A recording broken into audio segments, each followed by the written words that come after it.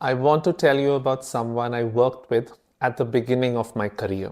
Now, this was a man who was brilliant, funny, charming. He would light up the room wherever he went. Great at networking, his skills were amazing. People wanted to talk to him. If you needed advice, he was the perfect person to go to. You and I would consider him as ideal leadership material, but yet he didn't get that chance, not even once. And the sad thing is, he didn't know why. A couple of years later, when I started my leadership journey, I decided that I was fit for a certain leadership role. I approached my higher management. I pitched my idea. I told them why I was perfect for it. But unfortunately, I got passed on for this role as well. My first instinct was they've got it wrong because I think I'm perfect for this role. I don't know why they've overlooked me for this amazing position. They really made a mistake. And maybe they had. But looking back, I can see that they weren't wrong when they made this decision.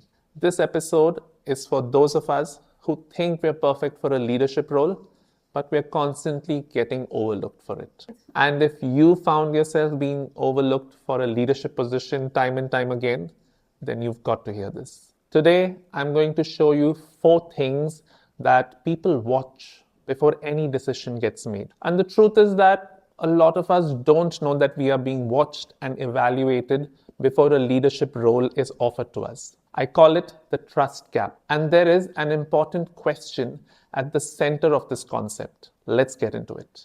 When I applied for that role in leadership, I made my case really strongly. I talked about my mentoring skills. I talked about the innovation that I was going to bring into the job. I also spoke about all the technical expertise that I had. But the answer that came back was that I may not be the right fit for it. And this really sat with me for a long time. I thought that they were making a mistake by passing me over. I thought it was maybe politics, maybe the timing wasn't right, maybe someone less deserving got that role. But after all these years, when I sit back and I think about it, maybe what really didn't come across was that my work wasn't evident. I could mentor people, but the higher-ups hadn't seen me do it consistently. They couldn't trust me with a role that they hadn't seen me do over a period of time. Capability and visibility are 2 very different things.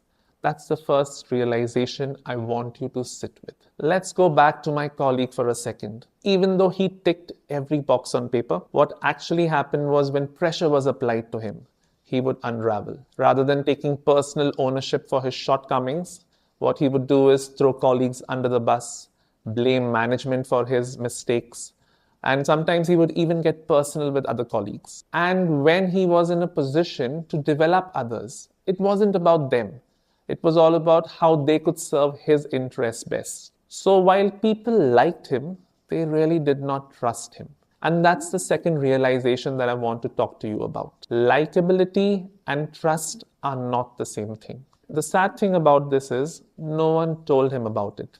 They just stopped considering him for a leadership position. Here's what most people do when they get passed over for a leadership role. You tend to go outside yourself and blame external factors. So you'll say that it's politics. You'll say that the undeserving candidate got that role. Or sometimes you'll even say it was bad luck and timing. And that's true only about 10% of the time. Because 90%, it's actually you who needs to change, improve, and deliver better results. Leadership is not awarded because of your ambition. It's awarded because you're showing consistent patterns of improvement to your upper management. If you blame that 10% that's outside your control, you're not going to give yourself enough room to grow. And you think you're being ignored for a certain role. But the truth is you're constantly being read and evaluated by your colleagues, by other leaders at your level, and even upper management executives. So while the truth is that you are being observed, the actual question is, what are they looking at when they see you? And that's the central question for this entire framework. What do people see when they watch you lead? It's not about what you believe. It's not about your self-assessment, but the repeatable patterns that they observe you doing every day. Most people are blind to what the evidence is saying. And that's why I call this the trust gap. This framework is called the trust gap because it's about what you believe about yourself versus how your leaders and your colleagues are observing and assessing you and your performance. The trust gap has four lenses, four important things through which people around you are watching you and evaluating you, whether you know it or not. And each of these lenses, each of these cameras that are trained on you have got one uncomfortable question attached to it. Now it's up to you. Either these questions make you very uncomfortable or they inspire confidence in you. Either way, it's a very useful exercise. The first lens is called initiative. And the question attached to it is, what is it that you do when no one asks you to? Think about it this way. All of us have our jobs, our roles and responsibilities, the things that we know we are supposed to do. Initiative asks you, what are you going to do when there's something outside your lane, when it's not your job, when somebody needs help, when there's a fire that is meant to be put out? Are you going to show up unannounced, even if no one is watching, or you may not get the credit for it? Or you're always going to only aim for something if you're going to get the recognition? And that's where leadership characteristics show up, where leaders actually turn up. Because the people who are actually considered for leadership show up whether they're getting the recognition for a certain role or not. They see a certain gap and they move to close it. They don't really need a title for them to do that work. Ask yourself this question. When was the last time I did something outside my roles and responsibilities without being asked to? If you struggle to answer this question, then maybe this is one area you need to work with. Initiative, which is, what do I do when no one asks me to? The second lens is reliability. And the question attached to this lens is, does your word mean anything without a reminder? Let me give you an example over here. I work with a colleague who takes initiative every time we have a meeting. He'll come up with fantastic ideas and he'll promise to deliver it within a certain time frame. But there's often no follow-up from him. He doesn't submit the paperwork on time. And as the deadline approaches, it's me who has to do all the follow-up with him. And as a result, I've realized that he is not someone who's credible or someone who I can trust, because the work that turns up at the end is often underwhelming. Reliability is about whether people need to follow up with the work that you've been assigned. And this kind of credibility is not built in big moments. Instead, it's the small moments that are constantly repeated where you need to follow up and be consistent with your work. Does a yes mean a yes with you? Do you deliver results on time as you've promised? Did you finish the task that you said you would without any follow-up required? Did you communicate early when something changed? Or did you go quiet, hoping that no one would notice? Ask yourself this. Do people trust my word without needing to give me a reminder?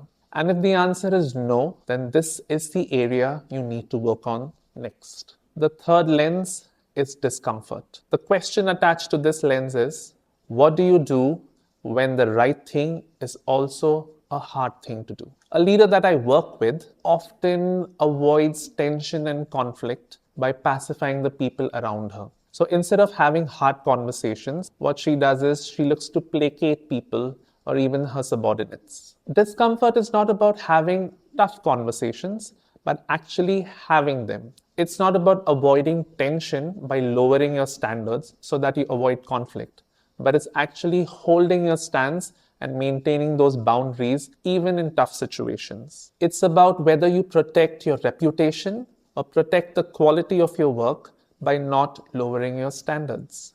A lot of people want leadership, but they don't want the conflict and the hard work that comes along with it. They want the popularity, but quite often they're not okay with pulling up friends and colleagues who are not willing to toe the line. They soften every standard, and then they wonder, why aren't they being trusted with bigger projects? Ask yourself this question. What am I tolerating right now to keep the peace?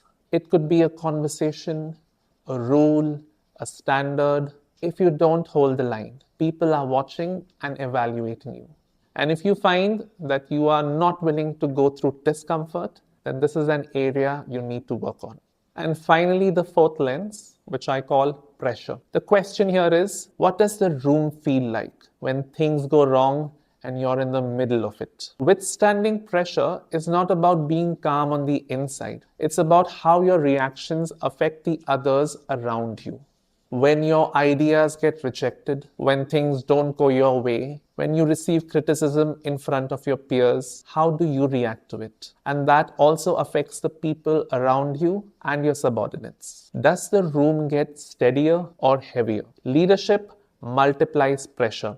It doesn't reduce it. So more responsibility means your reactions affect more people. Your defensiveness affects more people. How you react to adverse situations affects everyone in the room. And if the room gets heavier rather than steadier, this is one area you need to work on. Because if the room feels heavier now, more authority won't fix it.